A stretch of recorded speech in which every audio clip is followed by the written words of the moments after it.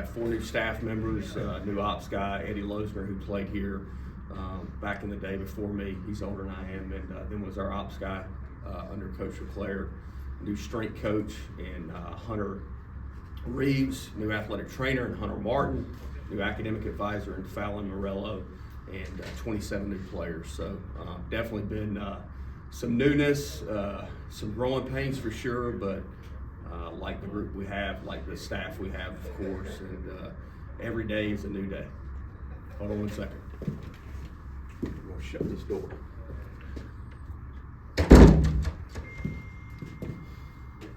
Sorry about that, but I'll open up for questions.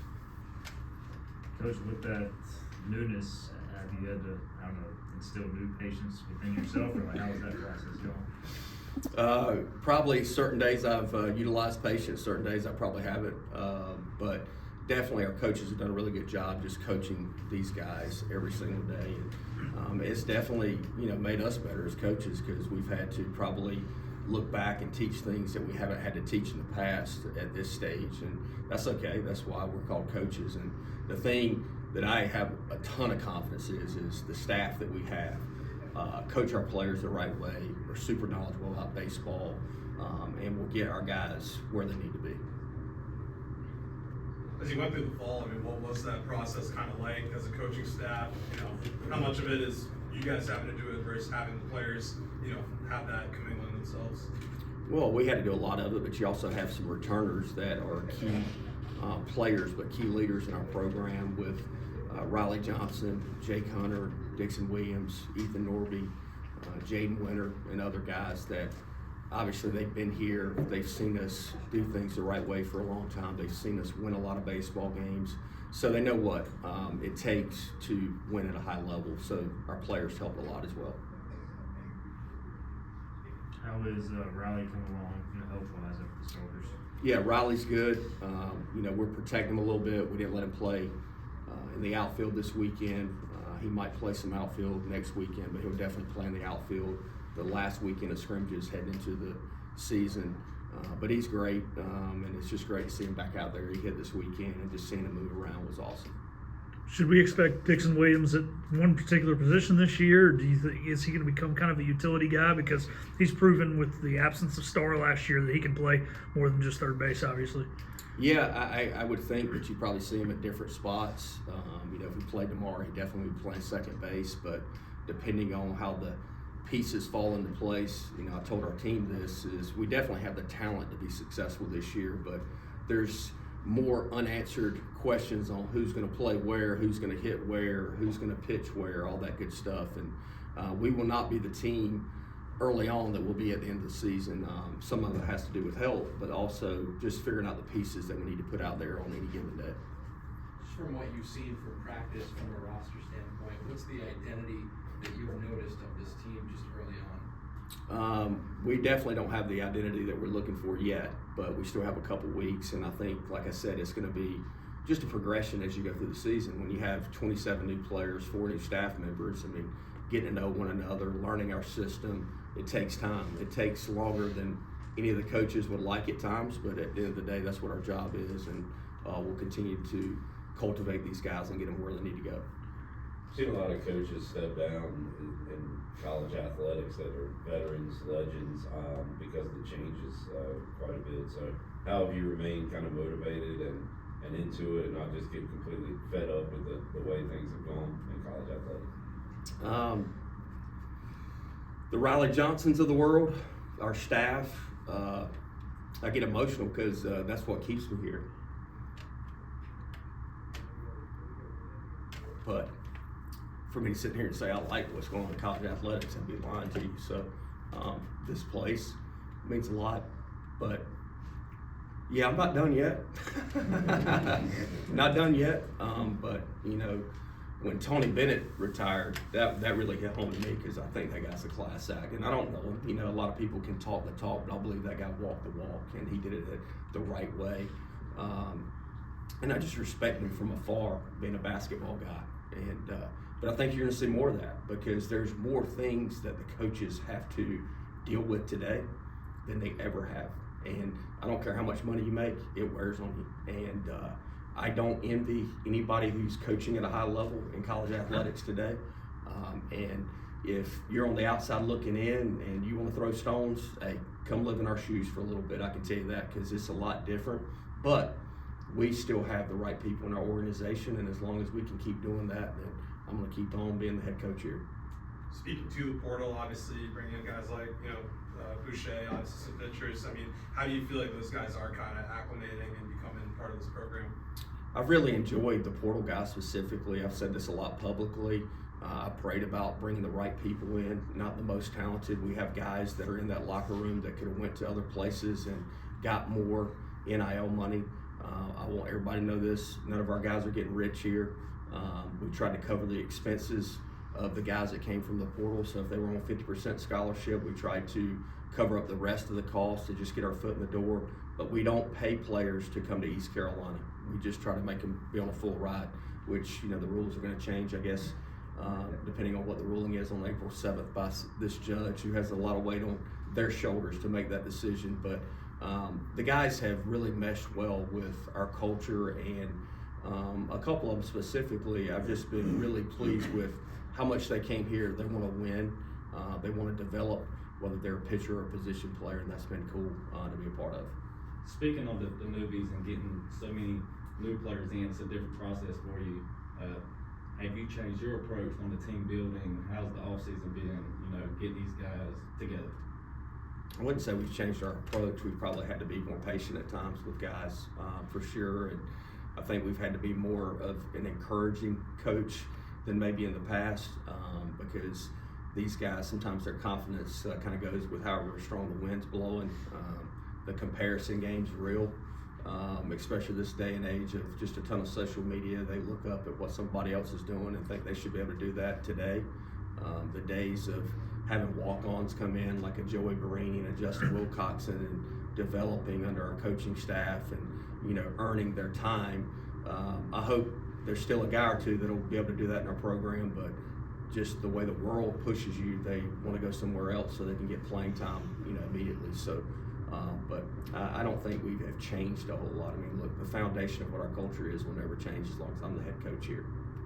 Coach, speaking on some of the newness, there's been multiple freshmen that came out in the camo DOD shirt, represent their defense. I seen it yesterday on Braden Burris, a guy from Snow Hill. Just tell me about how it's been to bring in some of those freshman class. Yeah, the freshmen, they're definitely talented for sure. And we'll have some guys that'll definitely be in the open day lineup. They're freshmen. I mean, you look at a guy like Braxton Trammell, who's a switch hitter. He can play third base, can play left field, was voted by his teammates the hardest working position player on the team. I mean, as a freshman. Sean Jenkins, who I know all you guys have heard about, was voted the hardest working pitcher on the pitching staff by his teammates. I think that's pretty special when you got a group of freshmen like that. Alex Peltier, an outfielder, he's played really well. He's a freshman, can run, has a great arm. There's some other guys that I'm missing right now that are freshmen as well. Austin Irby, who, if we played tomorrow, would definitely be hitting in our lineup somewhere, can play first base. And I would say those guys are mature beyond their years because we pushed them and we hardened them in the fall. And I've told them, don't listen to the outside world. It doesn't matter that you're freshmen. Like, we've trained you to be hardened, and you're fine, and you're talented enough to have success this year, even though the game's a little bit older. Speaking of Sean Jenkins, just how unique is it having a guy like him so young coming in here, and what's the potential for him in year one with how good he is? Well, first time we've ever had somebody graduate early. Sean is a special talent, of course. Coach Colombo, Coach Knight, brought it to my attention early in the spring and said, what do you think about it? I said, well, present it to the family and see what happens. And thank God Sean wanted to be a part of our program this year and not wait, because if he'd have waited, we wouldn't have seen him. He'd be in professional baseball. But a guy that I've never been around a 17-year-old. Like, take away the talent, the maturity, the work ethic, the want to win, the want to be a great teammate. I told Trey Savage, I mean, he's kind of like Trey Savage mentality as a junior. Yeah, he's 17, but he doesn't act like he's 17. I mean, that's just the number that the age says on his date of birth, but the guy doesn't act like that. And when he goes out there and competes, it doesn't matter if Dixon Williams is in the box or some other guy. I mean, he's going out there and giving his best stuff. So we're definitely excited about him being a part of our program. Coach, every year it seems like you have former players around helping you out, and great to have Francisco and Pack here. What do those guys do for your team, and how important is it to have those guys around? Yeah, things kind of come full circle, Clip. That's been something that has kept me going as well, to have those guys and the pride they have in our program. Obviously, there were great players here, but the pride they have and the want to win for our guys, and then also them telling our guys now stories of stuff that they had to do back in the day to become successful. And they're obviously closer to our players' age than any of our coaches are, so it just helps our players probably relate to them a little bit more. But they're super passionate. They're part of our family. I'm just so thankful that they wanted to come back and just get back to our baseball program. Coach, with Norby, kind of where you guys at with him as far as, do you want to start him in the bullpen to begin with versus rotation? And I guess how much of a luxury is it to have that as an option too? It's a luxury for sure. Norbs has been great. Today's his birthday, so if you see him, tell him happy birthday. But he's awesome. I mean, he's super diligent with his work. He's super diligent, just wanting the team to win, but he's willing to do whatever. Probably to start with, you want to see him out of the bullpen. He's going to be, we don't necessarily have a closer, but the guy that comes into a jam and is going to get us out of a jam, and his stuff's been really good. And AK's worked with him a whole lot, developing a change-up and just being able to get right-handed hitters out at a little higher clip than he did last year. I mean, he was always dominant against lefties, but now, he could be a Friday night starter, but I just appreciate his selflessness of wanting to be in the bullpen and have some experience so we can use him as a swing guy. And that's not to say that he won't start at some point in time. Obviously, you lose J-Dub behind the plate, just a guy who's been here for 5 years. How has Walker Barron kind of grown over this offseason to jump into that role potentially? Yeah, Walker's come a long way. Last year, when we recruited him, we thought he would be a really good defender and probably take some time with the offensive side of the ball. Last year, he was a better offensive player than he was a defender, which that's all we needed him to be because we had J-Dub and Ryan McChrystal. He's worked really hard on his defense with Coach Lartigue. He's worked hard on his offensive game as well. He looks like a guy that can go back there every single day and be a high-end catcher for sure. So we need to keep him healthy. We need for him to stay on top of his body care, which I've talked to him a whole lot because he's going to take on a big workload for us this year behind the plate for sure. Cliff, you look more relaxed. I've been around here a long time and watching you. You just look, you've had a lot going on in your personal life over the last few months. You just look a little more relaxed. Am I misreading that? Is that correct, or am I completely off base? I'll give a shout out to Bree. So, yeah, there's some things more important than winning a baseball game, and sometimes it takes you longer to figure that out than you want to. But I don't know, internally, you still put that internal pressure on yourself because we've been so successful here consistently. And I think a lot of people have taken for granted what we've done here. What we've done here, and this isn't because of me, it's because of our staff and our players, but we've got the third most wins since 2018. Just sit back and think about that in a world of the portal and everything else and people playing players. So you got Arkansas, Tennessee, and East Carolina. No, we have not played in the College World Series, and I know that better than anybody. When you have been a player here and you make the last out in the Super Regional and then you become the head coach, and that's been your goal for a long time. But I would tell people the reason I'm sitting here is because we have not been to Omaha as me being the head coach. That doesn't mean when we get there one day I'm going to take another head coaching job, but that has kept me here in my younger, immature years for sure. And I'm thankful for that. I'm more comfortable in my own skin today than I was 5 years ago. But for me to say that, hey, I don't worry about stuff, that would be a lie. So I still worry about stuff. Coach, I believe this is the first year in 7 years that you guys will start the season unranked. Does that add any extra motivation going into the season? Somebody told me that, and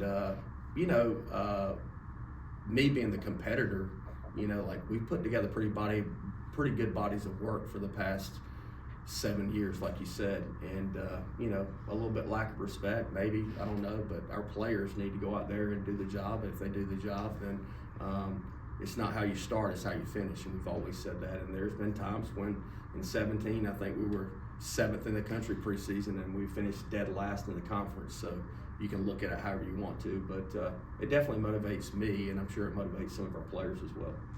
So in asking this question, I'm not asking about the bat. I'm not asking about the first baseman.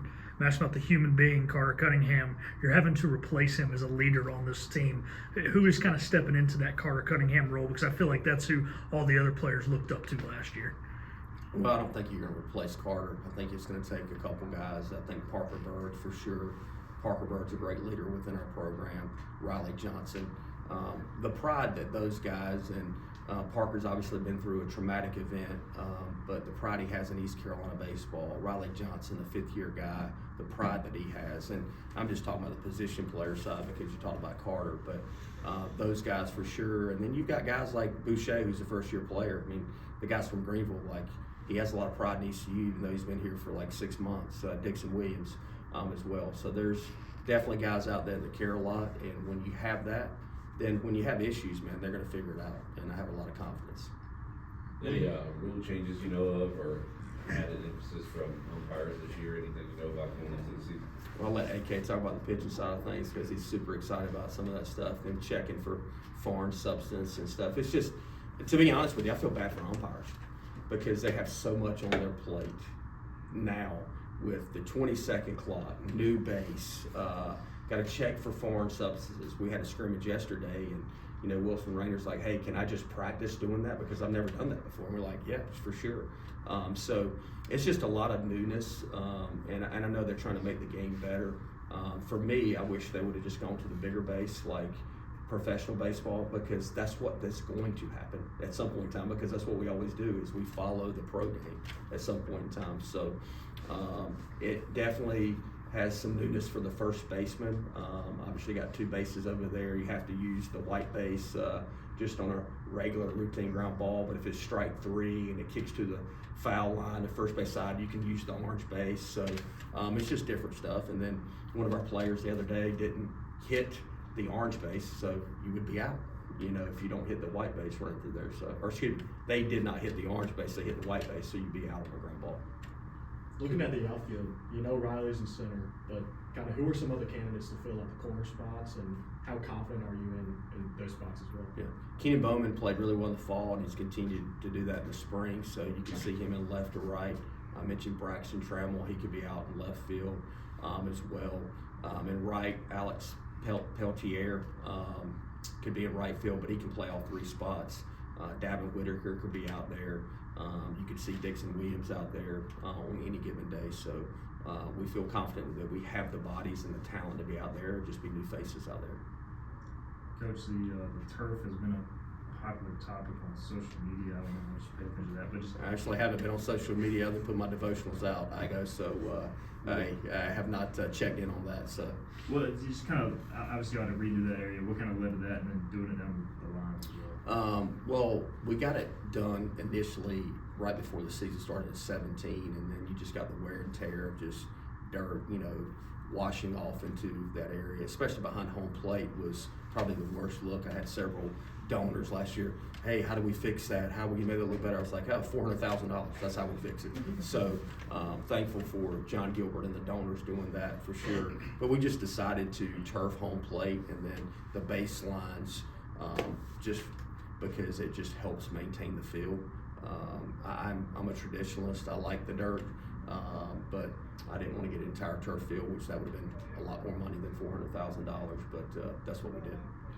Coach, speaking of the donors, can you talk about the Pirates Unite campaign where the baseball expansion is something I know you and I have talked about way back in COVID year. You said we're going to have to wait on that, and we're pretty close, if not finally have the money, and eventually we'll have all that stuff that you've been wanting for a number of years. Well, we just kicked it off right before COVID hit, and then of course you go inflation, so it ended up being closer to $10-11 million project. And we have the money raised now, thank God, because I'm tired of being a fundraiser. And we're going to break ground in the summer at some point in time. So it's got to go to the Board of Trustees. It's got to go to the Board of Governors. So we're excited about that. So it will definitely happen this summer at some point in time. Anything else for Coach? Awesome.